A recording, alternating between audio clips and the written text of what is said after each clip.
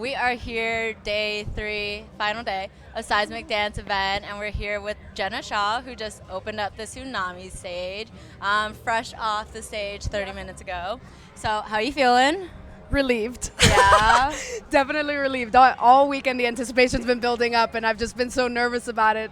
It's my first festival that I've played before, so I was like, oh my gosh, production, you know? Oh my gosh, yeah.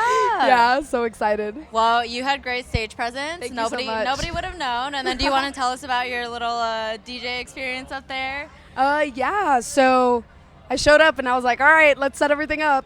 And it was, some equipment I've never seen before, never put my hands on before. So I had a couple of the guys like run me through it real quick and I was like, all right, let's hope for the best. But it was like really fun. Even if there wasn't like a huge crowd, it was still really exciting to be up there and be able to express myself through music. Yeah, that's awesome. Yeah. So tell us about your backstory. Like, how did you get involved with music? How did you start DJing? Gotcha. Just, the origin stories of Jenna Shaw. So I'm a pandemic baby. So I had always wanted to DJ. I went to my first rave probably like 3 years ago, and I was like, what is this world and why haven't I known about it? And ever since then I was like, I want to do that. But it was always something or another, work is too much or it's too expensive or it's just overwhelming. But once the pandemic hit, I kind of had so much time. Yeah. And my line of work that I do besides DJing had me very busy during the pandemic and not able to see anybody. So I was very quarantined and very isolated. And I was so tired of watching like live streams. Yeah. And I was like, if I see one more live stream, I'm just going to I'll scream. So I decided to start mixing myself. And I had a friend who sold music gear, so he got me my first deck, and then I just kind of taught myself and learned from there. How did you grow kind of your name and your brand over the pandemic? Lots of live streaming. Even though I was Yeah. tired of live streaming, I was doing live streaming. Very which- different. Very different Yeah. when you're the one in charge. Right, it's Yeah. very different when you're like learning and you're just kind of by yourself, and if you mess up, you're like whatever and walk away. But if you know that there's even a chance that someone's watching, Yeah. you're kind of like, all right, I need to try and I need to do better.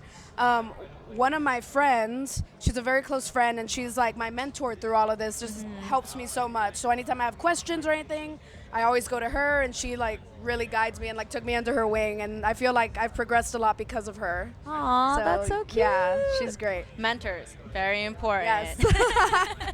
So, how would you describe the style that you're kind of after when it comes to your music? Yeah, so today I played a little bit of a different set than what I'm used to. I played an organic tribal set just because I was opening the stage. It's 1 p.m. I'm on a house stage. Yeah. So I played towards what the market was. Yeah. But typically I play really hard industrial techno. Okay. And I don't know, it's just who I am and it's what I love, and I travel so much to go find the best techno and try and learn from them. That's awesome. So, Yeah. where have you traveled to find the best techno? Yeah, so I went to Guatemala for a trip, just a long weekend one time to try and figure stuff out. Yeah. Just came back from Amsterdam dance event. Oh my God. Went to all the very heavy techno stuff. Went to Paris after that, did a lot of possession techno stuff. Gonna go back and do some boiler room stuff. Very Gonna cool. go back to Amsterdam for New Year's to do some techno stuff and just learn from the people that truly understand the art as much as I can, Dang, that is crazy. You Yeah. have been all over. That's Yeah. awesome. So, out of the places that you've gone, or I guess anywhere, what is your kind of dream location to play?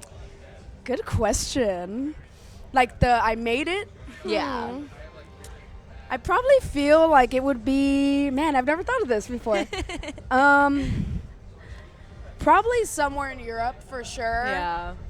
Probably some sort of Cirque set or a Berghain, yeah, in Berlin yeah, or yeah. something. Yeah. Yeah. I love the big, festivals and production and stuff. But for the kind of music that I typically play, which is very hard, fast BPM techno, Yeah. underground events are kind of more my style. Yeah, More yeah. renegades, on a bridge somewhere, in a Yeah. warehouse somewhere. So yeah, playing a possession rave would be also one of the dreams for sure. Oh my gosh. Yeah. Well, hey, Europe, the motherland of underground raves. Yeah, right? exactly. So, have you had the opportunity to play your typical underground like warehouse. Like, have you had that opportunity? I have. So, not with any like major production companies or anything like that, but I have played some warehouse parties. I played some like underground tunnel parties, some like abandoned warehouse type parties and stuff. So those are always like my favorites for sure, because it's just like everybody's there. There's no time limit. There's no constraints.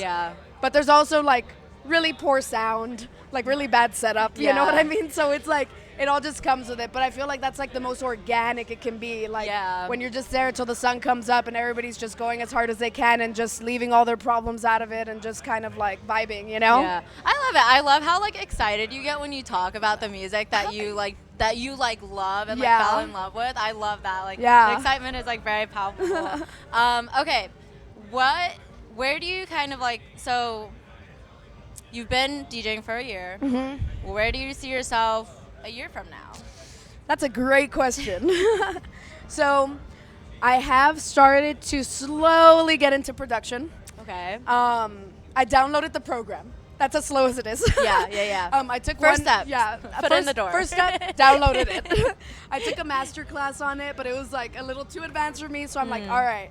So after the holidays are over and all the craziness settled down, I'm really gonna try and get in the studio, learn how to produce and everything. And then from there, hopefully see where things come. But I don't feel like I can like really, truly like express myself until I can produce my own music. So I'm gonna start working on that, and hopefully I can at least understand like the gist of it in the next year or so. And until then, just continue to work on my mixing skills with so many other artists.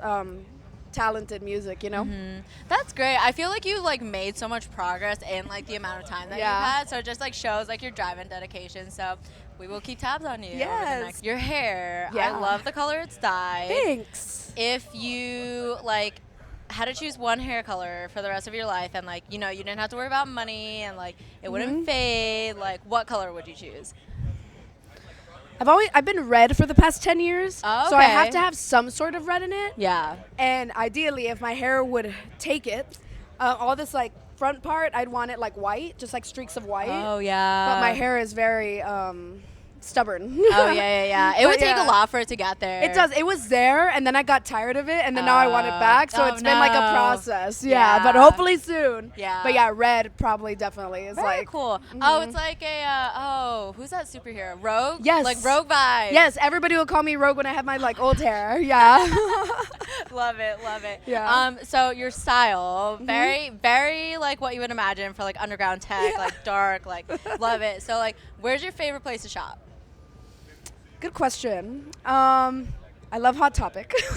Yes, love Hot classic. Topic. Athleta, Lululemon. Yes. I need I'm a curvy girl. I need stretchy things. I sweat a lot, especially because I'm dancing so much. Oh yeah, for sure. So anything that's kind of like dry fit fabric, that people like work out in, anything stretchy, I'm like, that's for me, 100%. Yes. But yeah. Awesome. Yeah. What has been your favorite part of moving to Austin? The music for sure. Yeah. Is it a bigger I don't know anything about Texas. So yeah. Like, is it bigger than San Antonio? Oh yeah. Yeah. Electronic wise, yeah. Okay. Well, I mean all types, but there's not really that much of a scene in San Antonio, at least not when I was there. Yeah. Maybe there is now that I just don't know about. Yeah. But in my hometown, I mean, it's very small. I didn't even know what electronic or rave was, except for like that one scene in Blade when I was like 7 years old and I saw it and I was like, I want to be at that party. And my mom's like, no. And now I'm at that party playing that party, you know? That was like the goal. How does your mom feel that you are now playing those raves? Good question. Does she know? She does if you're happy, I guess that I'm happy. But she's like, just don't quit your day job. And I'm like, we'll see about that. Not yet. Not yet, Not but yet. soon, hopefully. Yeah. Aw, That's the dream, to quit yes. the day job and just be able to do music full time. That would be ideal. Yeah, manifestation. It is a topic Yeah. that has come up multiple times this weekend. Definitely. I mean, I was just talking to my friends because, like, since I've only been DJing a year, I remember people have come up to me and been like, do you remember, like, a year ago when you were talking about wanting to DJ and now you're DJing Seismic? Like, that is manifestation at its finest. And I'm like, yeah, you're right. It's kind of crazy. Just keep at it. Yeah, Yes. just keep grinding, Okay, what was your favorite memory from your first rave 3 years ago. Was that in Austin? It was. Okay. So, what was your like favorite part of that? I think it was the community for sure. Okay. And I just had no exposure. Like, even people that don't know rave stuff, they still say like techno or electronic music, whatever.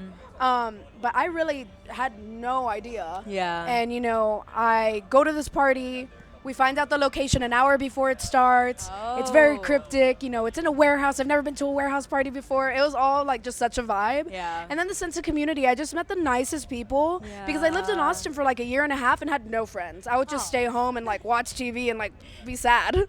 So like once I like started getting into that community, it just kind of branched out. And now I feel like I have such a strong community here. Yeah. It's really great. And it's just continued to grow and evolve since I've been like, doing music and like going to events and stuff, and it's just been a great time. Love that. Yeah. Love that for you. Do you have any final thoughts you would like to share with us? Don't think so. I mean, I'm just super grateful for the opportunity to be here and at such a rapid pace. I never thought a year ago that I would even be playing out anywhere.